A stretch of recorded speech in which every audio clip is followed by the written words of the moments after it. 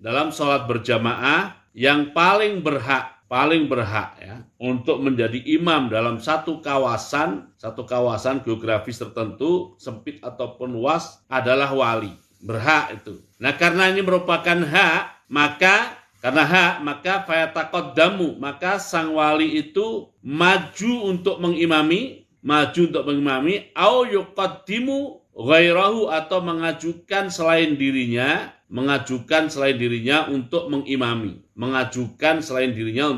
mengimami. Walau fi milki ghairihi, dan meskipun berada pada milik selain imam.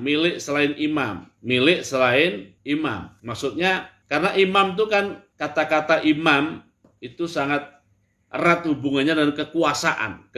Walaupun orang berkuasa kadang-kadang tidak memiliki, tapi dia misalnya berkuasa atas kawasan itu ya. Misalnya seorang wali kota masuk masjid umpamanya, atau seorang bupati masuk masjid. Nah, yang paling berhak menjadi imam di situ ya dia, wali kota atau bupati. Bupati tapi laki-laki ya, walaupun panggilannya Bu ya, laki-laki. Ya. Oke, jadi Bapak Bupati, susah juga urusannya ya. Walaupun di tempat itu mungkin bukan milik Pak Bupati, tapi kekuasaan di kawasan situ Pak Bupati pegang. Itulah paling berhak untuk menjadi imam, karenanya dia bisa mengajukan dirinya menjadi imam, atau dia mempersilahkan yang lainnya untuk menjadi imam. Kemudian, itu nomor satu ya, opsi satu. Ini didasarkan pada hadis Nabi Muhammad SAW, di mana beliau SAW bersabda, la ya'ummannar rajulu ar-rajula fi sultanihi. Janganlah seseorang mengimami orang lain di dalam kesultanan atau kekuasaan orang lain itu. Oke, sekarang wasakinu, dan orang yang bertempat tinggal di satu tempat, bimilkin disebabkan karena ia memiliki tempat itu, au i'aratin, atau disebabkan ia meminjam tempat itu, au ijaratin, atau disebabkan ia menyewa tempat itu, au waqfin, atau disebabkan ia menerima wakaf tempat itu, au wasiatin, atau dia menerima wasiat terkait tempat itu, wa nahwiha, dan yang semacamnya. Misalnya apa semacamnya? Ya, dia pegang kuncinya umpamanya gitu ya. Yang megang kunci tempat itu. Maka orang bertempat tinggal di situ yataqaddamu, mengajukan dirinya menjadi imam, au yuqaddimu aidon, atau bisa juga dia mengajukan orang lain untuk menjadi imam. Ya, kenapa begitu? Ya, karena yang bertempat tinggal di rumah itu dialah penguasa di tempat itu. Baik bertempat tinggalnya karena itu milik dia, atau karena dia minjam tempat itu, atau karena dia menyewa, atau karena wakaf, atau wasiat, atau lainnya. Maka dia sultan di tempat itu. Jadi misalnya saya bertamu ke rumah seseorang, siapakah yang paling berhak untuk menjadi imam di tempat saya bertamu itu? Yang paling berhak adalah sahibul bait. Itu hak. Nah, tapi tadi namanya hak, dia bisa ambil, dia bisa menuntut, ya kan? Dia juga bisa mengalah. Nah, karenanya ada opsi yataqaddam au yuqaddim. Ya, yataqaddam au yuqaddim. Illa annal mu'ira, hanya saja orang yang meminjamkan lebih berhak minal musta'iri, daripada yang meminjam ya. Jadi tadi orang menempati satu tempat, meskipun dia meminjam, dia berhak menjadi imam kalau di tempat itu tidak ada yang meminjamkan. Kalau di tempat itu ada yang meminjamkan, maka yang paling berhak menjadi imam di tempat itu adalah yang meminjamkan, Oke, berikutnya wasayyida, dan kecuali as-sayyid, tuan, ya. Tuannya budak, aku lebih berhak untuk menjadi imam, maksudnya min abdihi, daripada budaknya, tapi budak yang alladzi laisa bimukatabin, budak yang tidak sedang dalam akad mukatabah. Nah, ini kita orang sekarang tidak tahu nih ya, tapi jelaskan dikit lah. Apa itu akad mukatabah? Mukatabah adalah akad seorang budak berkata kepada tuannya bahwa dia ingin menjadi manusia merdeka, lalu tuannya bikin syarat, bisa kamu menjadi merdeka asalkan kamu membayar. Nah, lalu kesepahaman antara budak dan tuannya itu ditulis dalam MOU gitu, semacam MOU. Nah, budak seperti itu namanya budak mukatab. Seorang tuan tidak lagi punya kuasa kepada mukatab, ya. Nah, kecuali kalau budaknya sudah mukatab itu sudah semi merdeka, tinggal nunggu waktu saja. Waktu lunas pembayarannya dia merdeka. Oke, jadi kecuali sayyid lebih berhak atas budaknya, tapi dengan syarat budak yang bukan mukatab. Oke. Dan kecuali lagi wal imama ar-ratiba, dan kecuali imam rawatib, ya. Imam rawatib, aku lebih berhak untuk menjadi imam rawatib lebih berhak menjadi imam min ghairil wali, dibandingkan siapapun selain wali. Oke, imam rawatib lebih berhak menjadi imam dibandingkan siapapun. Siapapun itu siapa? Walaupun pada siapapun nanti ada sifat-sifat yang akan kita jelaskan nanti insyaallah, ya. Nah, asalkan siapapun itu bukan seorang wali. Kalau wali, maka walinya lebih berhak. Fayataqaddamu, maka seorang imam rawatib mengajukan diri menjadi imam atau maju menjadi imam, au yuqaddimu, atau dia mempersilahkan orang lain menjadi imam, ya. Ini urutan-urutan, ya. Alinea ini membahas urutan siapakah yang paling berhak menjadi imam. Nah, pertimbangan satu, urutan ini didasarkan pada pertimbangan atau aspek kekuasaan. Oke, semuanya berdasarkan kekuasaan. Ada kekuasaan besar seperti wali tadi, ada kekuasaan kecil, ya, yaitu memiliki tempat itu. Nah, berikutnya adalah ranking berikutnya, urutan imam berdasarkan sifat. Jadi kalau tadi berdasarkan kekuasaan, sekarang berdasarkan kapabilitas.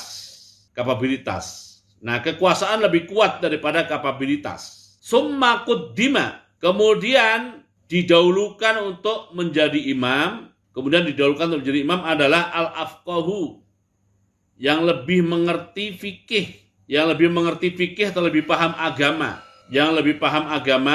Ini aspek kriteria kapabilitas kalau tidak berbenturan dengan kekuasaan. Jadi ketentuan alinea ini hanya berlaku manakala tidak berbenturan dengan kekuasaan.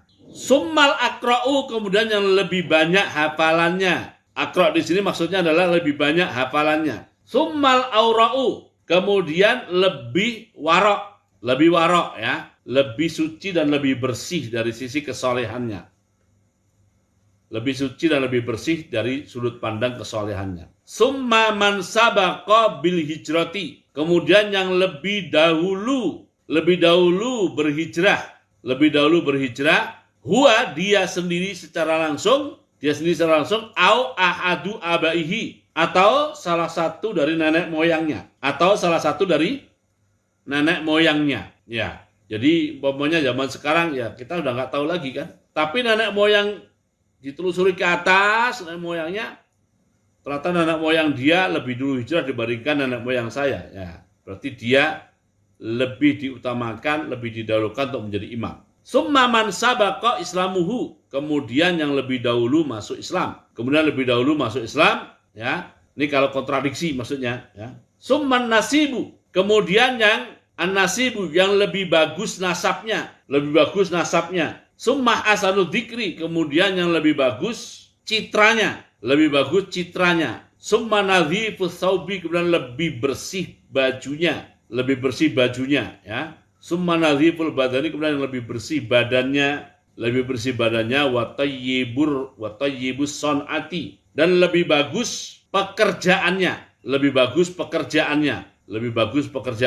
ya. Summa asanus sauti, kemudian lebih bagus suaranya, summa asanus surati, kemudian lebih bagus rupa dan penampilannya. Fa ini stawau, lalu jika mereka itu sama atau selevel, asumsinya terjadi rebutan jadi imam ini, maka ukri'a, maka diundi. Jadi diatur nih ya urutan-urutannya atau istilah lainnya adalah murajjihat. Hal-hal yang menjadikan seseorang diunggulkan untuk menjadi imam selain faktor kekuasaan. Jadi tapi sekali lagi opsi satu adalah kekuasaan. Nah baru masalah itu kualitas. Nah kualitas urutannya seperti ini. Nah kalau masih berebut karena asumsinya sama, maka solusi terakhir adalah ukri'a, diundi. Oke. Qala wal adlu, dan seseorang yang adil, aula lebih diutamakan minal fasiki, dibandingkan orang yang fasik. Meskipun orang fasik itu afqaha, lebih paham agama kok fasik, ya mungkin saja lebih paham agama, atau akro'a, atau lebih banyak hafalannya. Jadi kontradiksi ini umpamanya, ya. Ada dua afqah atau dua akro', yang satu adil, yang satu fasik. Ada catatan dosa lah istilahnya fasik. Yang satu tidak ada catatan dosa. Yang tidak ada catatan dosa lebih diutamakan. Oke. Kemudian wal baligu, dan seorang yang sudah balik, aula diutamakan menjadi imam minas sobi, dibanding anak kecil. Wa ingkana, dan meskipun si sobi itu afqaha, lebih paham agama, au akro'at, atau lebih banyak hafalannya. Oke. Wal urru, dan seorang merdeka, aula, lebih utama minal abdi, dibandingkan budak. Nah, kemudian wayastawil abdul faqihu wal urru ghairul faqih. Wayastawi, dan sama atau selevel al abdu, seorang budak, al faqihu, yang paham agama, sebanding dan selevel dengan wal urru, orang yang merdeka tapi ghairul faqih, yang tidak paham agama, ya. Oke. Wal muqimu, dan seorang yang mukim dalam arti tidak bepergian, aula, lebih utama minal musafiri, dibandingkan yang musafir. Jadi kalau ada dua orang, imamnya siapa? Yang satu mukim, yang satu musafir. Yang mukim lebih utama dibandingkan dengan yang musafir untuk menjadi imam. Dan wawaladul alali, anak halal aula, lebih utama min waladiz zina, daripada anak zina, na'udzubillah min dzalik. Wal a'ma, sedangkan seorang imam yang buta, mithlul basir, seperti seorang imam yang tidak buta. Jadi selevel maksudnya, dalam hal buta dan tidak buta itu satu level. Ini aturan-aturan dibuat, ya, ada disebut dalam hadis, ya. Nah, dari beberapa hadis yang berbicara tentang masalah kepemimpinan, ulama-ulama bermadzhab Syafi'i lalu membuat simpulan tata urutan seperti ini. Ya, substansinya adalah kenapa seperti itu? Supaya dalam pelaksanaan sholat berjamaah atau dalam penyelenggaraan sholat berjamaah tidak terjadi pertentangan yang bisa mencelakakan secara fisik. bisa mencelakakan secara fisik. Karenanya nomor satu opsinya adalah pemegang kuasa diutamakan. Yang berikutnya terkait dengan masalah kapabilitas atau sifat-sifat atau kriteria, karena itu lebih membawa ketenangan bagi para makmum, Ya, termasuk umpamanya yang adil dengan fasik. Kalau imamnya tuh makmumnya tahu bahwa dia berbuat dosa, kan ada perasaan dalam hatinya. Nah, itu menjadikan hati tidak menjadi tenang. Tapi kalau imam itu orang bersih, lebih tenang. Nah, inilah aturan-aturan, ya. Ini lagi-lagi dipahami dan dikaji dari beberapa hadis Nabi Muhammad SAW yang mengatur masalah imam. Nah, hasil pemahaman ulama mazhab Syafi'i itu urutannya seperti ini. Ya. Oke, saya kira sampai sini dulu ya bacaan kita dan pengajian kita di pagi hari ini ya. Semoga sekali lagi apa yang kita baca, apa yang kita pelajari menjadi ilmu yang bermanfaat, ilmu yang berkah fitini wa dunya wal akhirah. Sementara itu dulu ya. Pengajian kita pagi hari ini kita tutup dengan doa penutup majelis surat Al-Asri. Subhanakallahumma hamdika asyhadu an la ilaha illa anta astaghfiruka wa atubu ilaik. Bismillahirrahmanirrahim. Wal asri innal insana lafi khusr illa alladziina aamanu wa 'amilus shalihat wa tawassaw bil haqqi wa tawassaw bis sabr. Assalamualaikum warahmatullahi wabarakatuh.